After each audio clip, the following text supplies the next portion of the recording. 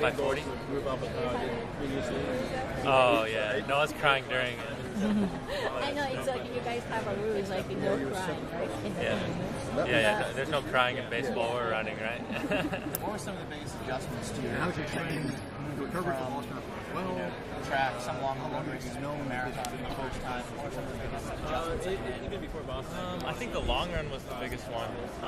I'd done long runs of 23 miles a lot, but a lot of the other the training I've done up to this point before the actual marathon training was a lot of the same stuff I did now, like the mile repeats and stuff like that. And so, I mean, a lot of it was something I was familiar with. As it feels coming into New York on a course that's not typically known for fast times, it's more of a racer's race. Does that take a little bit of the time pressure off, or how will it affect your strategy going into it? Yeah, no, I think that just going in and racing, I think that's why we wanted to do New York, is just to get prepared for a marathon race. The time trial, and like a Chicago type of course, or it might have been a little bit tougher. There's a lot of pressure on the time, and then also if we're shooting towards Rio 2016, the Olympic trials is going to be a race. So I mean, it's you throw the times out the window and just go out and try to run with the guys that are around you.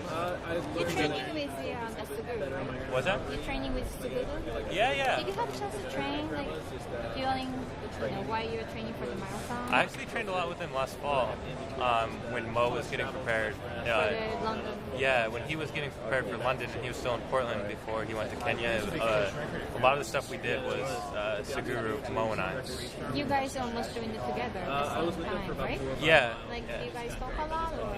Yeah, no, Suguru's a funny guy. He's really nice. He's tough. He's tough as hell in training. I mean, I think he gave Mo a hard time in training sometimes in Portland, and definitely gave me some hard time in training. He's very consistent, and he's very disciplined. I think, he's a very good athlete. Can you talk a little bit about where the American men are in distance running now, compared to maybe 5 or 10 years ago?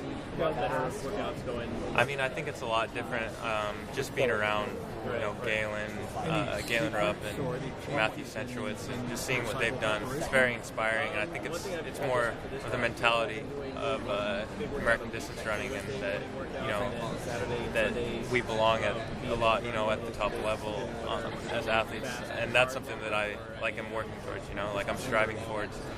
And to be able to be friends and training partners with those guys and seeing what they've done and the impact that they've had on the world scene is very inspiring. Will give you any advice after his first marathon in London? No, I really didn't talk to him too much about it. I mean, we don't really talk. In our group, it's a little bit different, I think, than maybe other groups. Is like when we're not, even when we're training stuff, it's not us talking about the next, or like how that workout went. Oh, this is what I did and stuff. And so, like, I think another reporter asked me that is how was my build up different than Mo's, and I have no clue what Mo did in Kenya.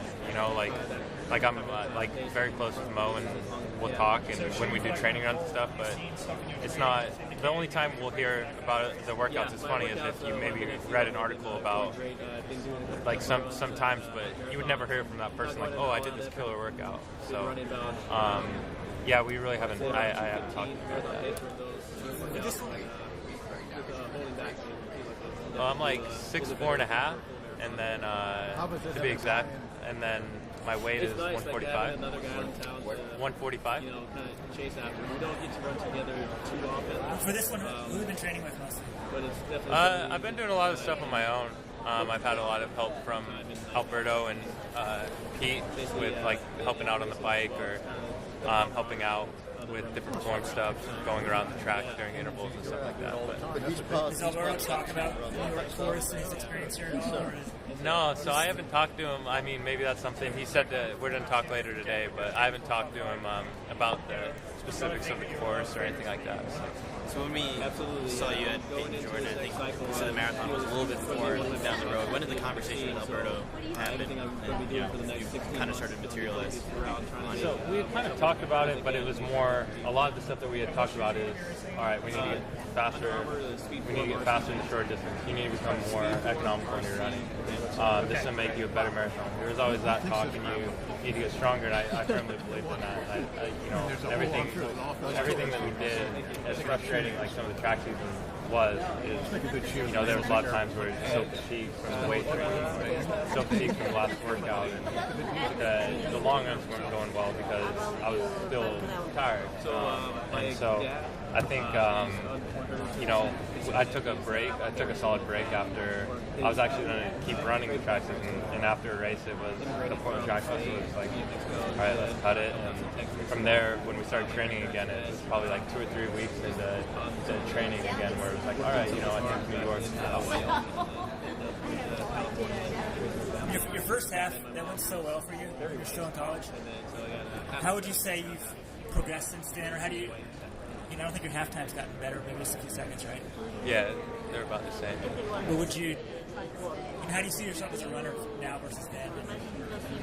I think that a lot of the training for that half marathon was a lot of the same sort of stuff, but it was like the distance was like the same intervals, maybe a few more, but it was a lot of like we were still doing the Ks, we were still doing the longer tempos, just a little bit longer, and so everything was a little bit new, and then just the distance, there was nothing really to measure it off. Like I haven't ran that distance before going into that one, and I think training for this was the same sort of thing. It was, even though the training's a lot the same, is that things became fresh again. It's not comparing, your day-to-day stuff, because you don't know how you're going to recover from the last workout. And I think I have had more of a fresh outlook on what, just going out and enjoying the every moment of the training, instead of going in with like some anxiety going into the track sessions where it's like, man, I don't know if I'm gonna be able to do this workout.